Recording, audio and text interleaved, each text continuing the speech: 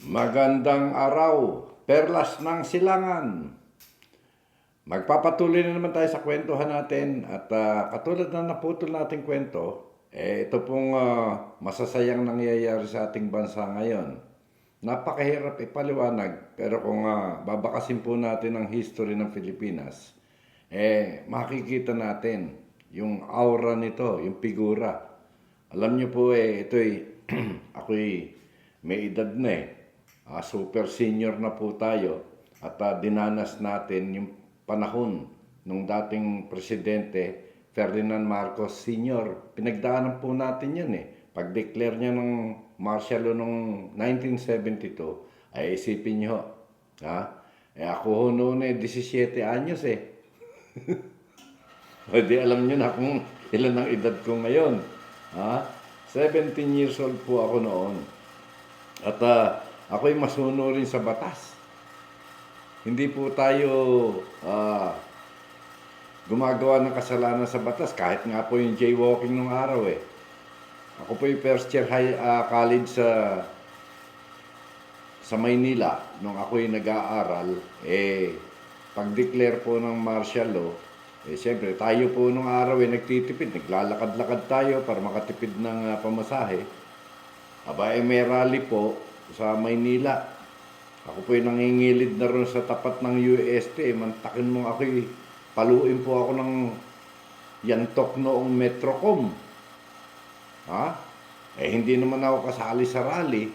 At ako'y naglalakad na lang Mula po noon, nagtanim ako ng galit sa administrasyon ni Ferdinand Marcos Sr. At kahit ayaw kong sumali sa mga pag-aaklas ng mga estudyante, ako po ay sumali na rin. Hanggang sa hindi na nga po makapag-aral sa Maynila ng maluwag ng araw, lumipat po ako sa Bacolod City. Yan. Doon po sa Bacolod City, sa West Negros College, na ngayon po ay West Negros University, naging student leader po ako doon. Sumali po tayo sa pakikibaka.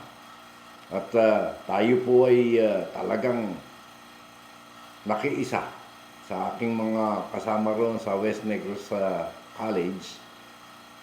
Kahit na po pabalubaluktot yung aking pag-iilonggo nung araw talagang ako ay nagsasalita kahit papano, kahit sa sinakulo Okay, tingnan po natin anong pagkakaiba noong pong martial law noong 1972 at noong war on drugs naman nitong 2016. Yung pong tinatawag na climate of fear. Meron pong pakiramdam ng tao na takot. Nung araw ho kasi, nung martial law, pag-declare ni Ferdinand Marcos Sr. ng martial law, yung pong mga establishmento, mga nasa mass media, pinagsasaraho yan yung ABS-CBN nung araw, yan ay existing na. Yan po ay ipinasarado ng administrasyon ni Ferdinand Marcos at isinilang po yung Canlaon Broadcasting Service. Yan. Yung ABS naging KBS. Yan. Pagkatapos, yun yung ibang mga channels na nag-ooperate na nung araw, nawala ho yan ng hinaan ng loob Kapag hinaan ng diskarte, kaya nakuha naman ng mga Benedicto yan. Yung pong Channel 13, Channel 9, ayan nakontrol po ng mga crony nito pong si Ferdinand Marcos.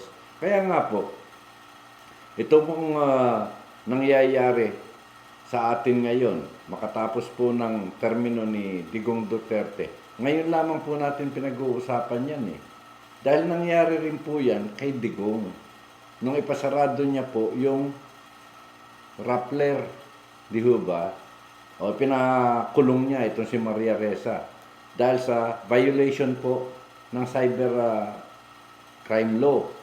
At hindi lang yon, kundi kinwestiyon din yung pagmimiyari po ng Rappler dahil hindi raw po pwedeng magmiyari ang foreigner ng mass media outfit dito sa ating bansa. Kaya itong si Maria Ressa nakulong doon sa cybercrime case niya at yung kanya pong kumpanya ay binaliwala, ni-revoke ng Securities and Exchange Commission. Okay? Makikita natin yung panggigipit po sa mass media kapag ang liderato po ay ayaw ng matatapik, ayaw ng mapupuna. Ganyan po yung nangyari doon sa panahon ni Ferdinand Marcos Sr. Siyempre, gusto niya yung New Society, di ba? New Society program ng panahon ni Ferdinand Marcos, ay kaya po yan ay nakabakat pa. Nakabakat pa po yan sa balat nito pong anak na presidente natin ngayon na si Ferdinand Marcos Jr. Itong si Bongbong. Anyway mga kababayan, kaya natin pinag-uusapan yan dahil dito po sa nangyayari ngayon, noong pong panahon ni Marcos, ang superstar po si Ninoy. Di ba? Ang number one na nakikilala ng tao na kaalyado nito pong mga lumalaban kay Marcos si Ninoy Aquino. Kalaunan po itong si Ninoy Aquino nakulong. Marami pong nakulong nun Yan, mga karamihan ng mga nasa sa liberals. At yung laban nakulong. Marami, sina Soc Rodrigo, sina Pepe Jokno, nakulong po yan sila. At pinalaya rin naman, wala namang namatay sa kulungan Si Ninoy nga ng mga ka-develop ng sakit sa puso, ipinadala sa Amerika po yan. Pinabayaan pong makapagpagamot sa Amerika. Ngayon naman, do sa termino po ni Bongbong Marcos Jr. ngayon, may lumulutang naman. Ang pangalan Apollo Kibuloy. Yan. Etong si Ninoy, gustong-gustong pumunta sa Amerika. Ayaw magpa-opera dyan sa Heart Center. Dahil yan daw hospital na si Imelda Marcos ang nagpatayo. Joke lang naman yun, ni Ninoy. Pero ang totoo niyan, magaling ho naman talaga ang ma-opera sa Amerika dahil nandoon po yung magagaling ng mga doktor Yan. Eto, mga kababayan natin, si Apollo Kibuloy ayaw nang madadala sa Amerika. Kasi kung si Ninoy ginamot doon, itong si Kibuloy ikukulong. Di ba? Dahil may kaso po doon, ma-extradite siya ron, yung extradition na treaty po ng Amerika at saka ng Pilipinas, pagka yan pinagsalpok, siguradong matatangay. Itong si Apollo Kibuloy. Lalo na ngayon, nandito na po sa kulungan ito nakakulong na. Kaya madali na po nila itong madadampot kung gusto nila. Itong si Digong et al. Marami na nakalista doon sa International Criminal Court naman. Alam niyo naman itong si Mang Tonyo Trillanes, talagang ayaw tumigil gusto talaga nitong madala sa ICC. Ito pong grupo ni Digong. Marami po yun May mga, pati si Bato, pati si Sara yata, kasali rin si Bongo. Marami. At mga generals, mga police generals. Marami pong dyan gustong talaga i-deliver ni Tonyo Trillanes. May mga witnesses na yung mga bumaliktad po doon sa Davao Death Squad. Noong araw may Davao Death Squad meron dalawa puro bumaliktad. Yung Las Cañas at saka yung Matubato. Na dati raw silang talagang tumitigok ng mga tao doon. Yan. Handa raw silang makulong. Kahit makulong sila, basta ang kailangan nila, sila po ay makapag-testify doon po sa ICC. Anyway, marami pa po yung lumulutang na yan. At Etong mga bumabaliktad ngayon kay Digong, na dati-rati nakinabang rin naman sa kanya, yan magpapahamak. Di ho ba? Okay. Ano po bang bali-balita ngayon? Magandang balita? O nakakapanindig balahibong balita? O hindi man ay nakakangilong mga balita? Yan. Ito raw pong si Sara Duterte, yung Vice President natin, matapos pong maintriga doon sa Kongreso, at dahil ito ang nagpabrat-brat daw doon, bratinela tawag nila, dahil ayaw pong sumunod doon sa sistemang gustong ipatupad ng Kongreso sa kanyang mistulang witness, na siya naman ay resource person nga naman, Vice President ng bansa, kinukulili po ang tenga niya at inukilkil nitong mga nasa sa Makabayan Black. Pinagsimulan po ito hanggang sa nanggagalaitin na pati si Pastor Abante, o hindi ho ba, si Benny Abante, yan. At kesyo, kabastusan daw ang ginawa ni BP Sara dahil ayaw sumagot. Ayaw sumagot sa mga katanungan nila. At dahil dyan, ay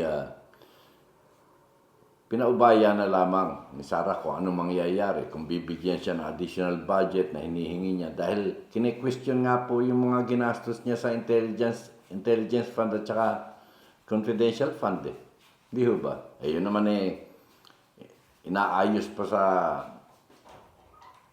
COA. Ilang buwan pa pala yan bago ibigay ang totoong desisyon.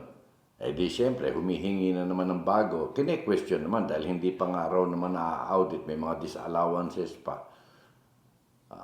Ang tanong, yun ho bang Vice President lang ang meron ganun, intelligence fund? Alam niyo ho yung intelligence fund kahit yung mga governor meron. Yung mga mayor meron yung intelligence fund confidential funds meron din sila. Tinatawag lang yan, discretionary fund. Title lang ang nagkaiba.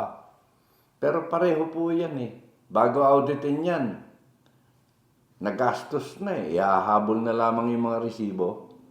Yung mga supporting papers, ihahabol na lang. How true? Yan. Gano'n naman katotoo. Kaya nga po, in fairness, tayo hindi naman tayo kumakampi kahit kanino Ilagay lang natin sa tama. Hindi ho ba? May mga congressman dyan na naging mayor Alam nila yan At maaaring sila baka gumawa na rin ng milagro mula doon sa confidential funds nila, intelligence funds, na kung tawagin discretionary fund ng mayor.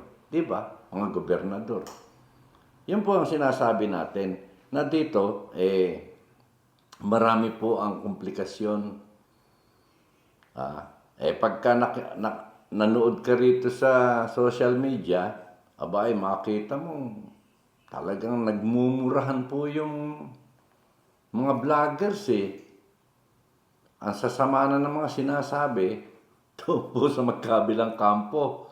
Nagbabatuhan na po sila ng mga salita na hindi dapat marinig ng mga bata.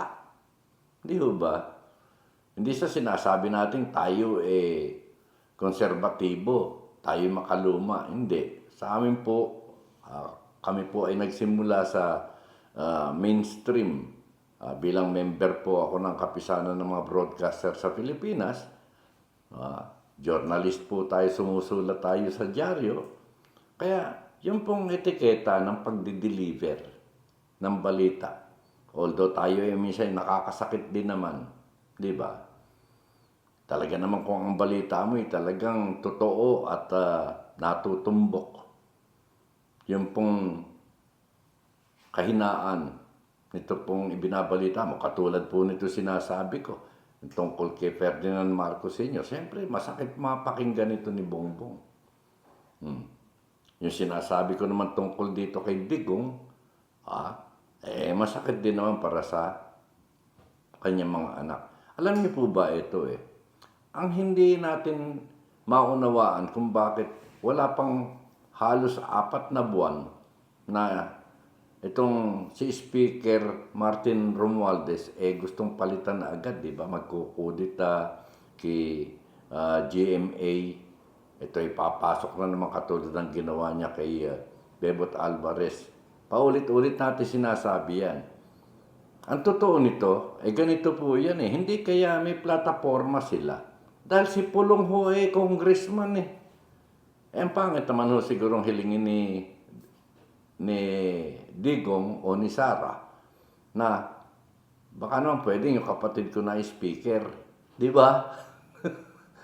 Congressman din naman Naging mayor.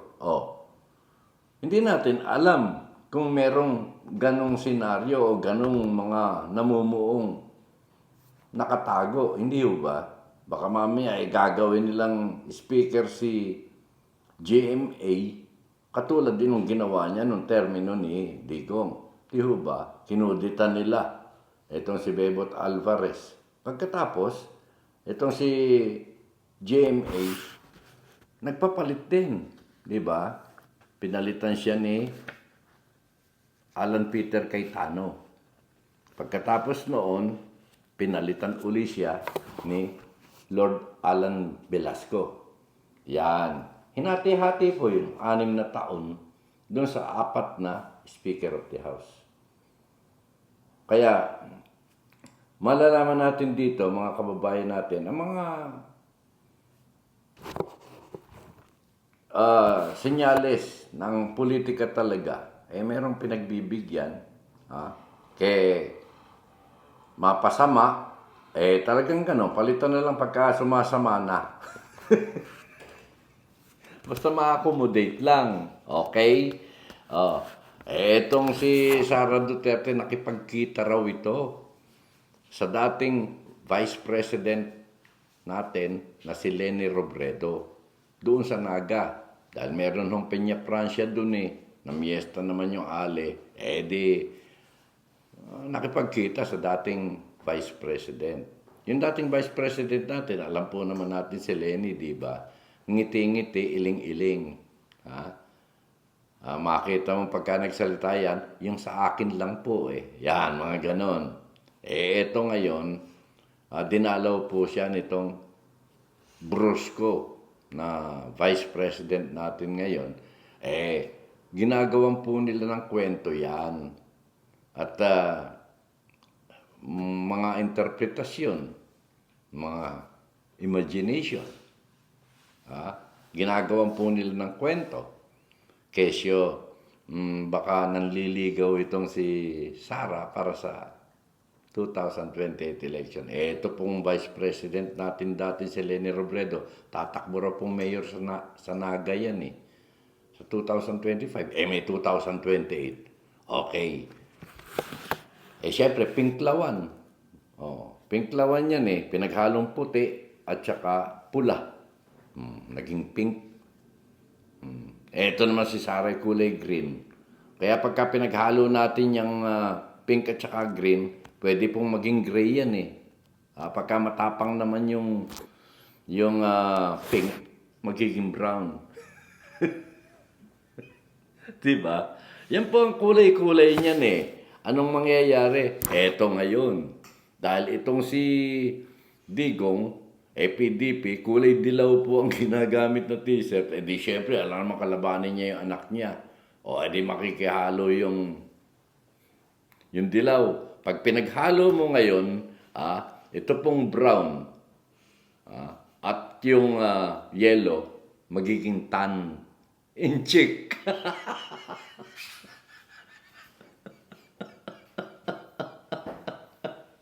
Sasabihin naman ng tao talagang maka-China ikaw. Yan po kasi ang politika rito sa atin. Kulay yan Kita mo yung liberal ngayon, yung kanilang mga kababaihan, nakapula.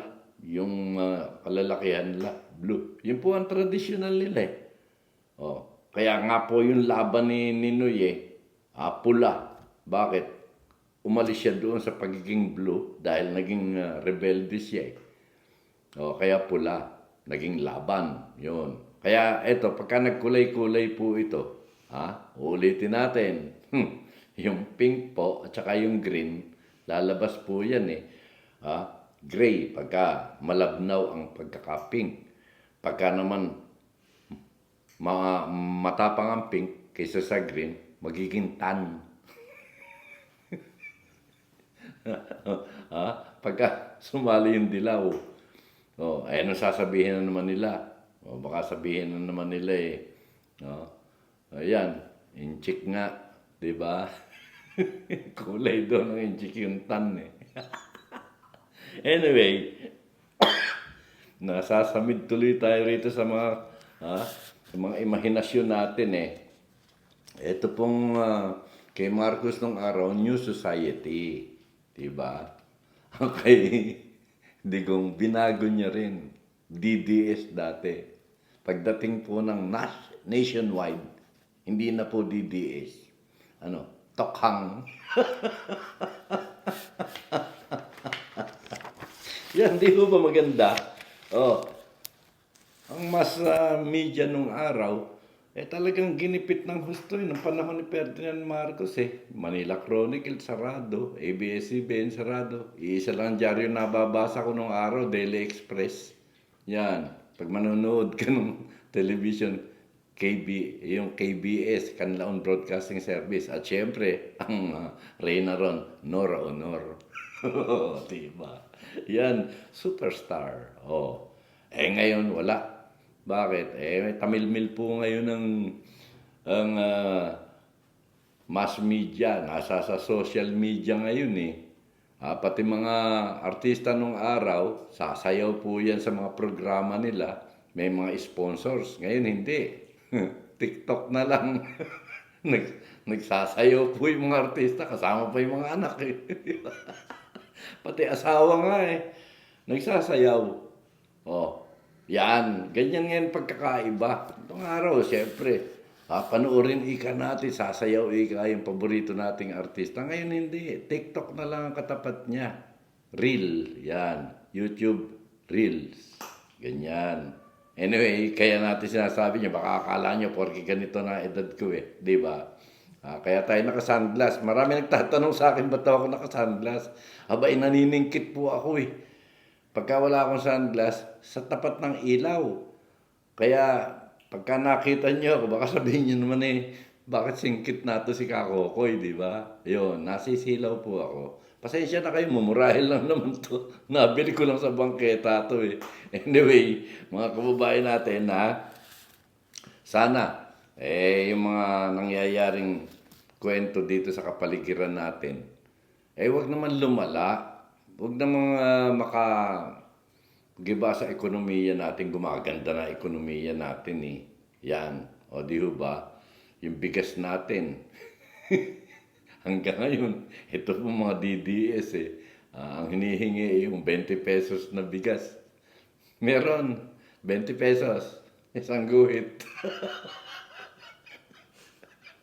Saan ka naman makakita ng bigas na ini-import natin tayo magdideklara ng presyo? Hindi, binibili natin doon mahigit na 20 pesos ni mga 40 pesos na halaga. Pag bibili mo ng 20 rito, saan mo naman kukunin yung itatabon mo 20 pesos sa 1 kilo na isasubsidize ng gobyerno? Mga tao ngayon hindi naman nagko-contribute ang karamihan. Ang karamihan po ngayon, hindi na po nagugutom. Sa survey, bumaba na po ang bilang ng mga nagugutom na Pilipino. Yan, maganda. Hanapin yung dahilan. Dahil sa ayuda. Di ba? Dati-rati, noon pong mga panahon namin, pagkababagyo, naku, mawalan tayo ng trabaho. Di ba? Titigil ka tayo sa pagtatrabaho. Titigil tayo sa pag-aaral. Kaya hindi na. Pagbabagyo, okay. Study at home. Meron na ngayon meron ng mga gadget ngayon na ginagamit. Yung mga nagtatrabaho ng araw, pagka nagiba yung tulay, talaga hindi na makapagtrabaho eh. Ngayon hindi. may work from home. Pagka nag-opisina ka, pwede. Malaking bagay. Okay? Ang bagyo nung araw, napakalalakas din naman eh. Oh. Pero ang nakapagtataka ito, yung pong Antipolo City, first time hong nagkaroon ng malaking baha. Bakit? Ang dami hong nagkakwari doon sa ibabaw. Dapat itong DENR, bisitahan nyo naman yun. Yung nagkakwari doon, nagtitibag ho ng mga bato. Yung bundok ko doon dati susundalaga. Kung tawagin mo yung susundalaga kasi 2 bundok ko yun. Ngayon susumbaboy na. Ang dami na. Yan. Okay, mga kababayan natin, tapusin na nga natin to. Sumasakit na tiyan ko, inom na ako ng kape. Tandaan nyo mag-subscribe tayo. Share natin at i-like natin itong programa natin. Wala po tayo ritong pinapanigan. Wala to kung ano relihiyon mo. Hindi natin pakikialaman yan. Huwag lang yung ikaw nasa sa gitna ng kalsada at may dala-dala kang napakalaking rebulto, nakaka-traffic ka. Huwag naman, di ba? Yan. Manampalataya ka sa tunay na Diyos. Di ba? Sinasabi naman may Diyos naman nag-iisa. Ba't ba? Di ba? Anyway, kung anong sekta natin, huwag na tayo mag-away-away. Ang ituro natin sa mga anak natin, sabagay, mga anak ko, may mga asawa na rin, wala na ako ituturo. Ang tuturoan nila yung mga apo ko. Naturuan ko na yung mga yan natuto ba? Dami natutunan. Okay, bakas at alingaw-ngaw. Ako po si Kokoy Alano. Masaya buhay natin. Kaya, kita-kits.